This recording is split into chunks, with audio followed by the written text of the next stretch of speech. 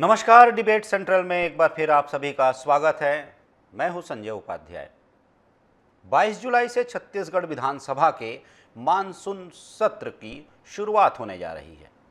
26 जुलाई तक चलने वाले इस सत्र में पक्ष और विपक्ष के विधायक सहित जो तमाम सदस्य हैं वो अपने सवाल तैयार कर चुके हैं और जैसी जानकारी है 900 से अधिक सवाल इस सत्र के लिए लगाए जा चुके हैं। इसी से अंदाज़ा लगाया जा सकता है कि सदन में हंगामेदार और कहा जा सकता है कि जोरदार पक्ष और प्रतिपक्ष के बीच वार्तालाप होने वाली हैं, चर्चाएं होने वाली हैं। वहीं इस बार विधानसभा में प्रश्न और ध्यानाकर्षण पेपरलेस सिस्टम के साथ शुरू होगा, एक प्रयोग के रूप में। डिबेट शुरू करने के पहले देखिए हमारी एक खास रिपोर्ट।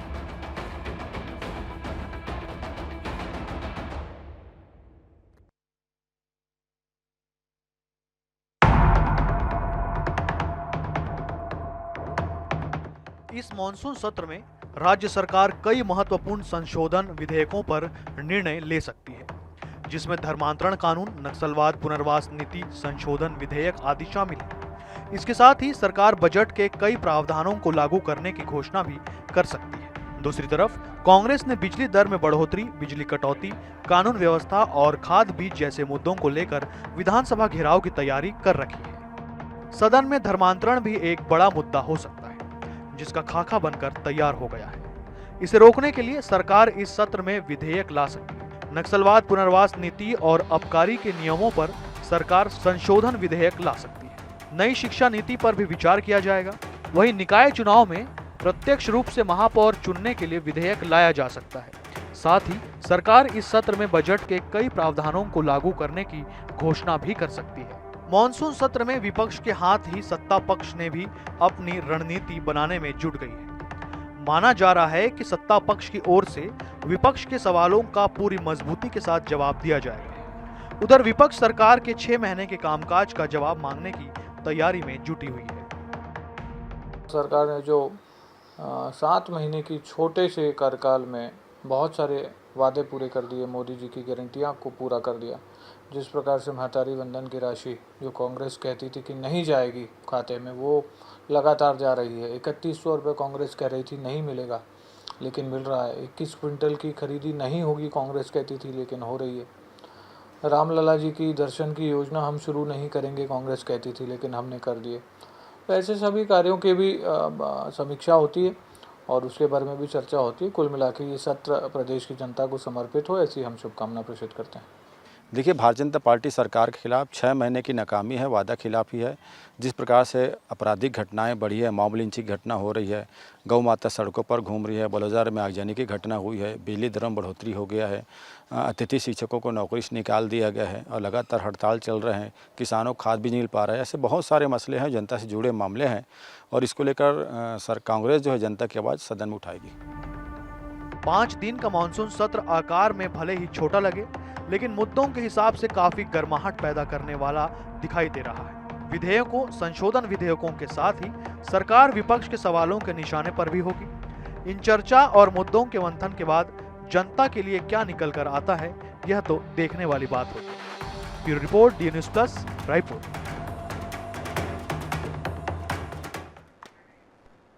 तो विधानसभा के मानसून सत्र की तैयारियां पूरी हो चुकी हैं।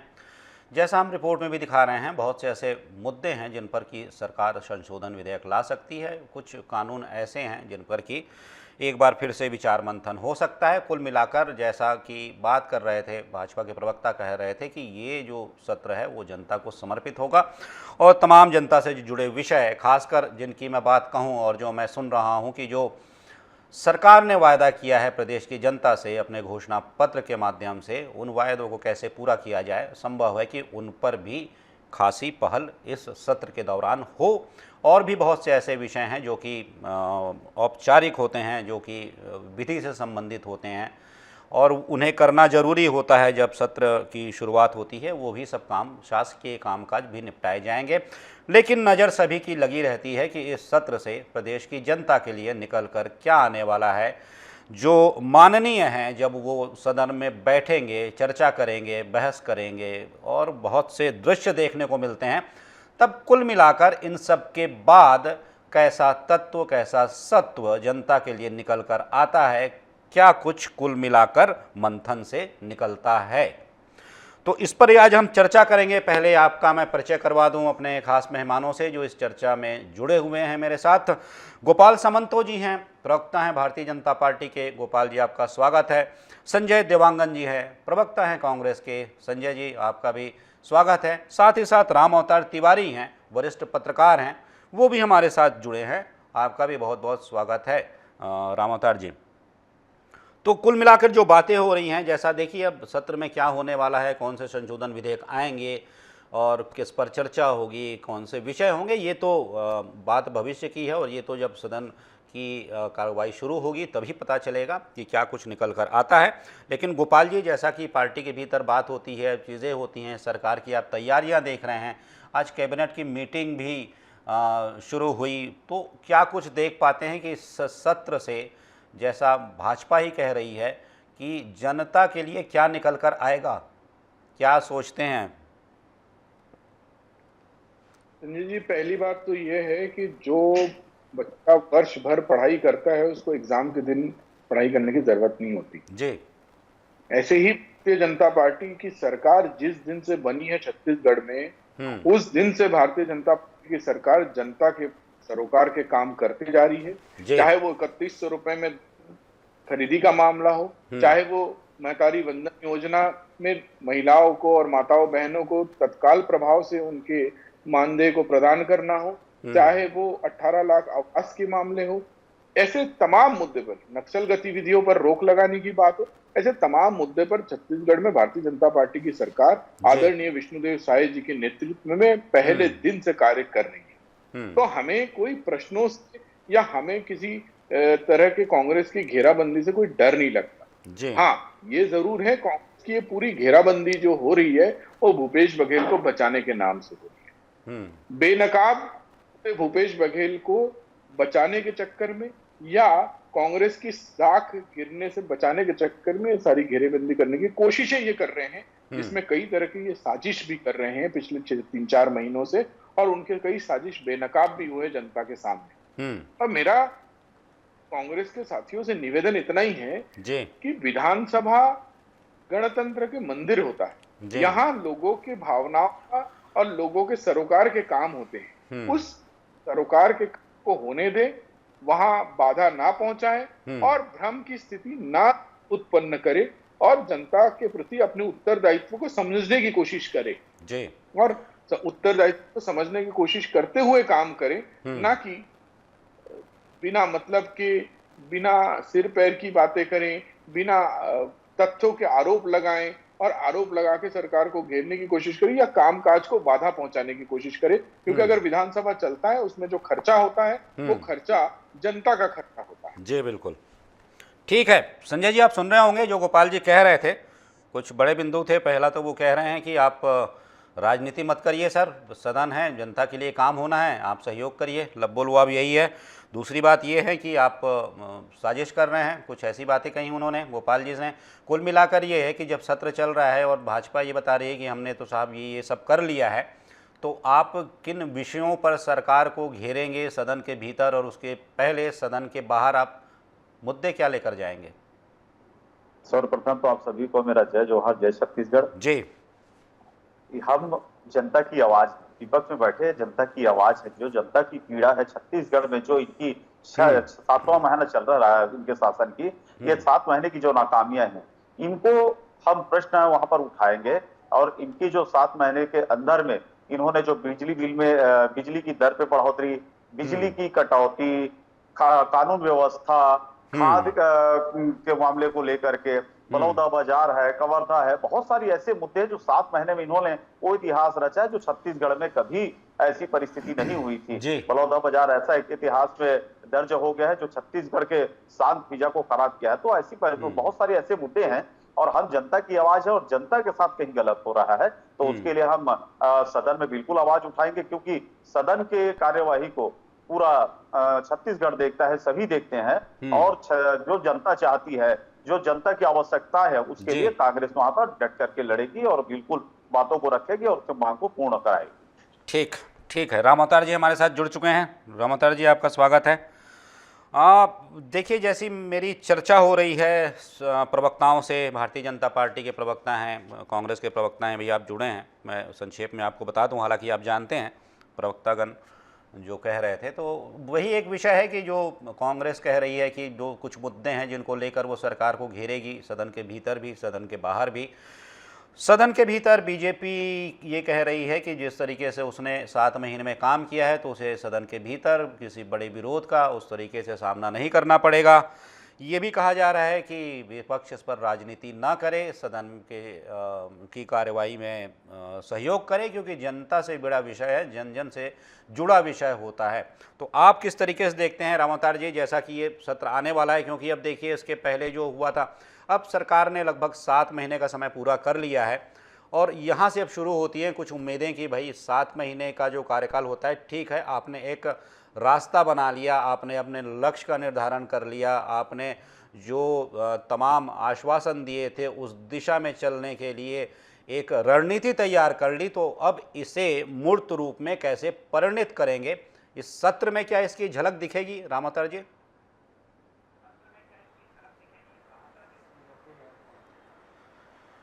निश्चित तौर पर सत्र में झलक दिखेगी जी।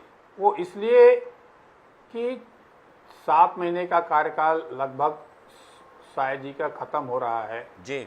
तो इन 7 महीने में जनता के बीच जाने का एक सबसे बड़ा पंचायत है। जी हाँ। इस पंचायत में एक तरफ मंत्रियों का परफॉर्मेंस दिखेगा कि मंत्री किस तरह जवाब दे रहे हैं। जी हाँ।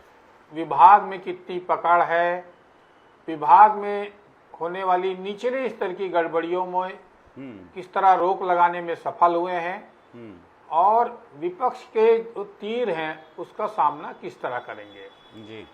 दूसरी तरफ विपक्ष है, विपक्ष को सबसे बड़ा मंच है और अब ये एक तरह से बड़ा सत्र में अब जो हनीमून पीरियड था या ये कहा जाता है कि 6 महीने सरकार को देखने दो काम कैसा कर रहा है सरकार, उसके बाद सरकार के रुख पर चर्चा का ये सत्र होगा। जी हाँ। इस सत्र में कई बड़े मुद्दे उठेंगे। निश्चित तौर पर बिजली का रेट बढ़ा है, शराब के रेट बढ़े हैं, जमीन का रेट बढ़ा है, इसके अलावा प्रशासन में जिस तरह के चल रहे हैं उस पर भी चर्चा अलग अलग होगी।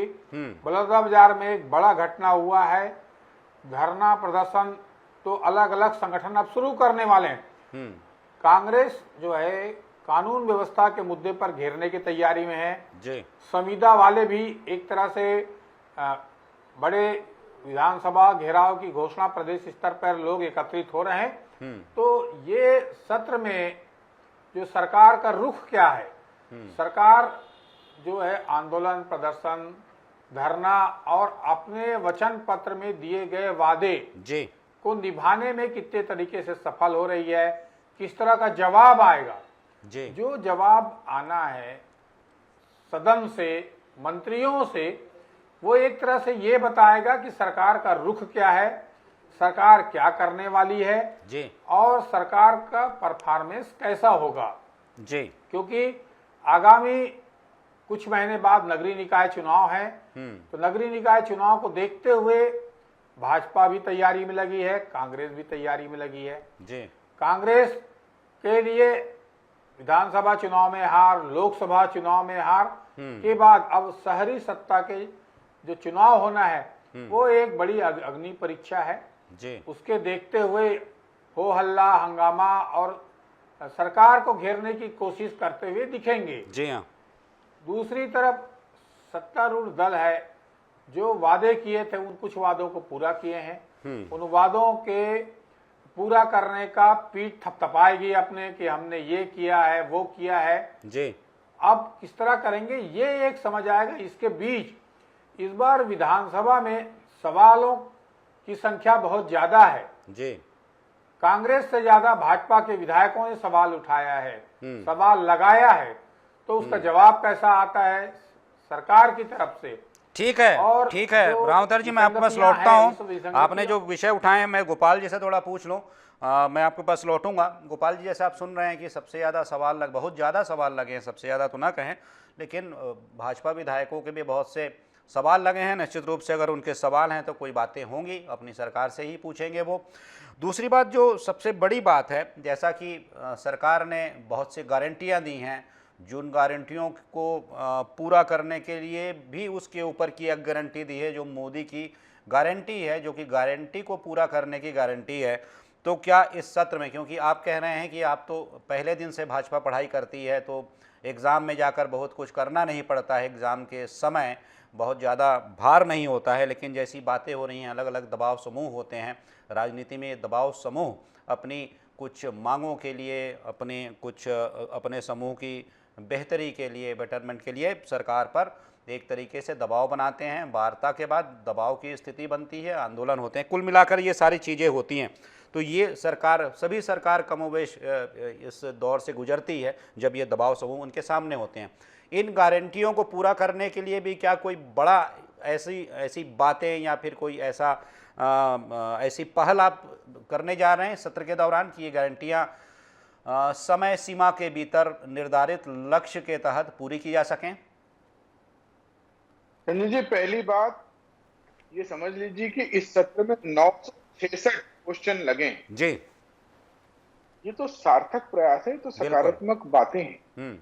ये भूपेश बघेल के काला कार्यकाल नहीं है, ये भूपेश बघेल का प्रशासनिक डंडा वाला सरकार नहीं है, ये आदरणीय विष्णुदेव साय जी की न्याय प्रिय सरकार है। इसलिए लोग प्रश्न पूछ पा रहे हैं, विधायक प्रश्न पूछ पा रहे हैं। इनके कार्यकाल में तो यह हालत था कि इनके विधायकों को प्रेस कॉन्फ्रेंस लेना पड़ता था। इनके मंत्री जयसिंह अग्रवाल ने खुलेआम बोला था कि कलेक्टर उनकी बात नहीं सुनती। इनके एक विधायक बृहस्पति सिंह ने खुलेआम अपने एक मंत्री पर आरोप लगाया था कि उन्हें जान से मारने की धमकी दी जा रही है, जान से मारने का प्रयास किया जा रहा है। ये तो इनका काला कार्यकाल था। अब इनको प्रश्न पूछने और प्रश्न पूछने के बाद उसका उत्तर मिलने पे धैर्य रखना चाहिए और कोई आरोप प्रत्यारोप से बचना चाहिए। और जब आरोप प्रत्यारोप से जाएं तो अपने 5 साल का काला कार्यकाल याद भी करना चाहिए। तो मैं समझता हूं कि ये बहुत सार्थक प्रयास है, ये बहुत सकारात्मक सोच है और ये छत्तीसगढ़ के विकास के लिए ये बहुत बड़ी पहल है। चाहे वो हमारे विधायक हो भारतीय जनता पार्टी के या वो कांग्रेस के विधायक हो, अगर उन्होंने जनहित को ध्यान में रखते हुए सवाल पूछे हैं या उन्होंने प्रस्ताव लाया है, तो वो छत्तीसगढ़ के हित की बातें हैं। और भारतीय जनता पार्टी की सरकार कभी भी दोनों पक्षों को अलग अलग विकास के मॉडल पर दोनों पक्षों को अलग अलग चश्मे से नहीं देखती। अगर विधायक किसी का भी हो, लेकिन काम छत्तीसगढ़ के निवासियों का होता है, छत्तीसगढ़ की जनता का होता है। मैं सिर्फ एक और बात बताना चाहता हूं। संजय जी बार बार या हर कांग्रेस का कार्यकर्ता या प्रवक्ता बोलता है बिजली बिल की बातें करता है, क्या मेरे को वो तथ्यपूर्वक जानकारी दे सकते हैं कि 22,241 करोड़ का घाटा, फिर से मैं दोबारा बोलना चाहता हूं, 22,241 करोड़ का घाटा, मतलब छत्तीसगढ़ के कुल बजट के लगभग 22% का घाटा ये सीएसईबी को पहुंचा के गए हैं। इनका 2023-24 का सीएसईबी का ऑडिटेड बैलेंस शीट अगर आप चेक करेंगे तो आपको ये घाटा सबसे ऊपर दिखेगा। और इसके बाद भी बिना तथ्यों की जानकारी, भ्रम फैलाने वाले जानकारी लोगों के बीच पहुंचाते हैं। इस पे उत्तर दीजिए ना कि आपने 22,241 करोड़ का घाटा पहुंचाया कैसे? एक पावर प्लांट की शुरुआत नहीं की इन्होंने, बल्कि 2 पावर प्लांट इनके जमाने में स्क्रैप होके काटे गए, एक कोरबा में, एक राजनांदगांव में। और उसके बाद भूपेश बघेल कॉलर ऊंचा करके बोलता है कि बिजली सरप्लस स्टेट। अरे तुमने किया क्या है भाई? इस छत्तीसगढ़ में तुमने 1 मेगावाट का भी बिजली पैदा करने का काम नहीं किया, लेकिन बिजली सरप्लस की बात करते हो। अरे बिजली सरप्लस अगर है तो आदरणीय डॉक्टर रमन सिंह जी की सरकार के कारण है, ये मानना चाहिए उन। और ये सब प्रश्न मुझे लगता है प्रेस को भी उनसे बार बार पूछना चाहिए कि आप ये बिजली सरप्लस की बात बोल कहां से रहे हैं? आपने अगर ये गोपाल जी एक उत्सुकता मेरी बड़ी इसलिए आपसे पूछ रहा हूं क्योंकि मैं भी विषयांतर हो रहा हूं, समझ रहा हूं मैं कि आपने बिजली की बात की। आपकी सरकार चाहती तो जनता की नज़र में भला बने रहने के लिए, ये माना जाए कि जनहितैषी बने रहने के लिए, जनता की दृष्टि से आप चाहते तो उस घाटे को और कैरी ऑन कर सकते थे, आगे लेकर जा सकते थे और जनता को बोलते कि भाई ठीक है, आपको हम वहन नहीं करने देंगे जो घाटा है। लेकिन आपने ये किया, कुल मिलाकर आपने इसे आवश्यक समझा। वोट बैंक की राजनीति भारतीय जनता पार्टी कभी नहीं करती जी। पिछले 70 सालों से कांग्रेस का काम ही वोट बैंक की राजनीति करना है। और मुझे बताइए, अगर कोई बीमारी है उसके लिए दवाई अगर लेनी है और दवाई अगर कड़वी है तो लेनी पड़ेगी, बिल्कुल। आप उस बीमारी को टाल नहीं सकते।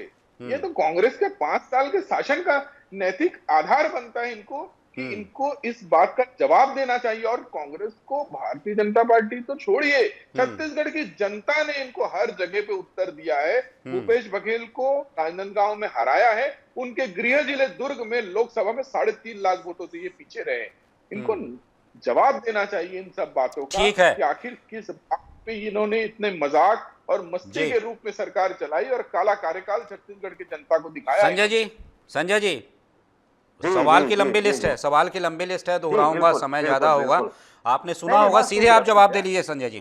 जी बिल्कुल।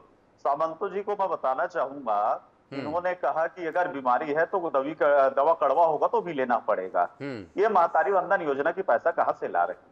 ये शराब की दर बढ़ा करके क्यों बढ़ा रहे हैं? ये आप जिस बात को बोल रहे हैं कि हमने 22,000 करोड़ का कर्ज छोड़ दिया है, तो क्या जनता से वसूलेंगे इस बात को? क्या बिजली दर बढ़ी है कि नहीं बढ़ी छत्तीसगढ़ में? एक व्यक्ति बता सकता है, सबके घर में बिजली लगी है। तो ये इनका कहना है कि ये जनता से वसूलेंगे ये चीज, ये जनता से वसूलने की बात कह रहे हैं। इनके ध्यान से मैं इनको याद दिला दूं कि छत्तीसगढ़ में सरकार भाजपा की है गोपाल जी, इसलिए आप जवाबदेही है और छत्तीसगढ़ की जनता की सुरक्षा और रक्षा करने की जवाबदारी आपके पास है। अगर आप कांग्रेस को कोस करके अपनी सरकार नहीं चला सकते, आपकी योजना में अभी ये जुड़नी नहीं चाहिए जो 3100 रुपए आपके घोषणा पत्र में था किसानों को देने का, 117 रुपए केंद्र ने बढ़ाई है, तो क्या आप 3217 रुपए उनको देंगे कि नहीं देंगे, इस बात पर अब चर्चा करिए। आप जनता को आप महंगी दाल खिला रहे हो, हर चीज को महंगा कर रहे हो, इस पे जनता को क्या लाभ दे सकते हो, उसके विषय में आपको चर्चा करना चाहिए। आपकी सरकार है, आप कांग्रेस को कोस करके छत्तीसगढ़ में सरकार नहीं चला सकते। आपकी कानून व्यवस्था पूरी चरमरा गई है, उस पर आपको चर्चा करना चाहिए।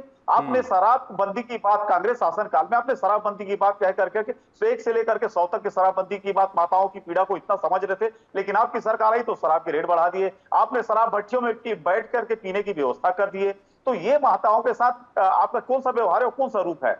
आप माताओं को 450 में गैस सिलेंडर उपलब्ध कराने की बात कहे थे, उसमें आज तक आपने अमली जामा नहीं पहनाया है, उस विषय में आपने कुछ नहीं कहा है। इन चीजों पे आपको जवाब देनी चाहिए, ना कि छत्तीसगढ़ की जनता को। ठीक है गोपाल जी, मैं आपके पास आऊंगा, राम अवतार जी आता हूं, चूंकि समय की बाध्यता है सर। संजय जी आपने जो कहा, चूंकि आपने कहा तो मैं गोपाल जी से लास्ट कमेंट लेता हूं सर, 30 सेकेंड सर लास्ट, क्योंकि संजय जी ने भी कुछ सवाल किए। ये तथ्य मैंने उठाए, तथ्यों पर इनको जवाब देना कार्य। ये तथ्य से भाग गए, ये इधर उधर गोल गोल की बातें करते रहे। अरे फिर शराब की बात कर रहे हैं आप, आपके महापौर के जमीनों से नकली होलोग्राम निकल रहे हैं। जनता की बात को कहा, जनता की जवाब को दीजिए, आप जनता के प्रति जवाबदेही है, हम जनता की आवाज जिनके भतीजे के ऊपर, जिनके भाई के ऊपर अपराधी, आपको जवाब देनी पड़ेगी। आप हमारे ऊपर उंगली करके नहीं बच सकते। एक उंगली आप हमारे ऊपर उठाएंगे तो 4 उंगलियां मुझे रहेगी सर, आपको। ठीक है गोपाल जी, संजय जी, राम अवतार जी से मैं समझ लेता हूँ। राम अवतार जी, कुछ बातें हैं, जैसा कि बार बार चर्चा है, हम सत्र पर ही मेन फोकस करना है। हम ये समझना चाहते हैं कि सत्र कैसा होगा। हालांकि 2 दिन बाद जब सत्र की शुरुआत होगी तब सभी देखेंगे कि कौन से ऐसे विषय आते हैं, कौन से ऐसे संशोधन विधेयक आते हैं, जनता के लिए क्या क्या सरकार करती है, विपक्ष की भूमिका कैसी होती है, दबाव समूह के विपक्ष जो है, विपक्ष अपने धर्म का किस रीति नीति से निर्वहन करता है। लेकिन एक जो सवाल अंतिम संक्षेप में जवाब दीजिएगा राम अवतार जी, वो ये है कि अगर ये सत्र जब चलता है, जैसे आपने एक बात कही कि आपको वो सारे विषय सामने लाने होंगे, वो सारे विषय इस सत्र में नज़र आने होंगे जो आपने जनता को विश्वास दिलाते हुए कहा था। तो क्या ये भी तैयारी आप देख रहे हैं सरकार की, भारतीय जनता पार्टी की सरकार की तैयारी देख रहे हैं कि वो इन विषयों को लेकर आएगी ताकि जनता का विश्वास जागे कि जिन भरोसे पर उसने वोट दिया था, जिन गारंटियों को मानकर उसने वोट दिया था, सरकार बनाई थी, वो गारंटियां पूरी होती दिख रही हैं? क्योंकि साहब इसके बाद तुरंत जाना है आपको निकाय चुनाव में। जी देखिए, विधानसभा चुनाव के पहले भाजपा ने अपने घोषणा पत्र में जो वादे किए थे, लंबे चौड़े वादे, जी हाँ, वो वादों को पूरा करना एक कठिन चुनौतीपूर्ण काम तो रहेगा। उसके लिए संसाधन चाहिए, संसाधन यानी वित्तीय स्थिति, क्योंकि महतारी वंदन में, धान खरीदी में एक बड़ा राशि खर्च हो रहा है। इसके बाद और बहुत सारी योजनाएं हैं, उन योजनाओं पे चालू करने का वादा किया गया है। बहुत सारे चीजों को घोषणा पत्र में लागू करना है, तो लागू करना है तो पैसा चाहिए। तो सरकार के सामने एक तरफ वित्तीय स्थिति मजबूत करना, एक तरफ स्वच्छ प्रशासन देना, दूसरी तरफ भ्रष्टाचार खत्म करने का वादा, तीसरी तरफ डबल इंजन सरकार है। उस डबल इंजन सरकार से आम जनता को क्या फायदा हो रहा है, केंद्र से किस तरह की मदद मिल रही है, कई महत्वाकांक्षी योजना है, कई समकक्ष जिसको लंबे समय से जनता चाहती है पूरा हो। जैसे ट्रेनों के आवाजाही में लेट लतीफी से जनता परेशान है, तो ऐसे मुद्दों पे जैसा दिल्ली में मुख्यमंत्री उप मुख्यमंत्री गए, लगातार मांग किए, बड़ी बड़ी परियोजनाओं को स्वीकृत कराने की कोशिश की, कुछ हद तक सफलता भी मिली। तो अब जनता को परफॉर्मेंस दिखाने का समय आ गया है। आरोप प्रत्यारोप की राजनीति तो चलती रहेगी, वो चुनाव के आते आते आए। अभी तो काम को दृढ़ता के साथ और निहित स्वार्थों से ऊपर उठकर काम करना पड़ेगा। वो विधानसभा में भी बताना पड़ेगा और विधानसभा के बाहर भी बताना पड़ेगा।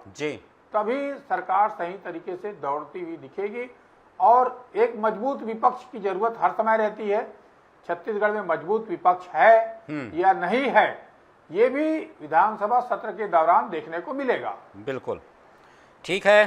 तो चूंकि समय की बाध्यता है, इसलिए हम यहाँ चर्चा को यहाँ विराम देते हैं। आप सभी चर्चा में शामिल हुए। गोपाल जी, आपका बहुत बहुत धन्यवाद।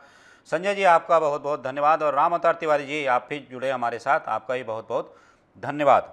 तो जैसी ये बातें हैं, कुल मिलाकर जो पूरी बात होती है, बात का सार ये होता है, यह निकलता है कि पक्ष और प्रतिपक्ष की राजनीति, पार्टियों की राजनीति अपनी जगह है, आरोप प्रत्यारोप अपनी जगह है।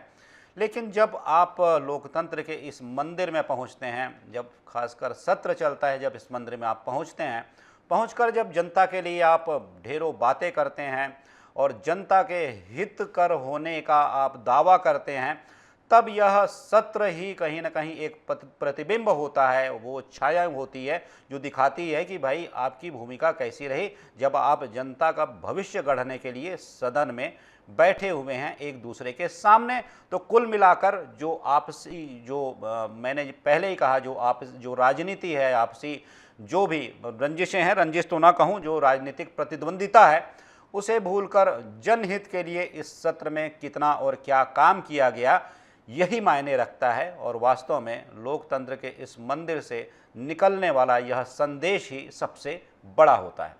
तो आज की चर्चा में सिर्फ इतना ही। किसी महत्वपूर्ण मुद्दे पर फिर मिलेंगे, फिर बात करेंगे। तब तक दीजिए इजाज़त। नमस्कार।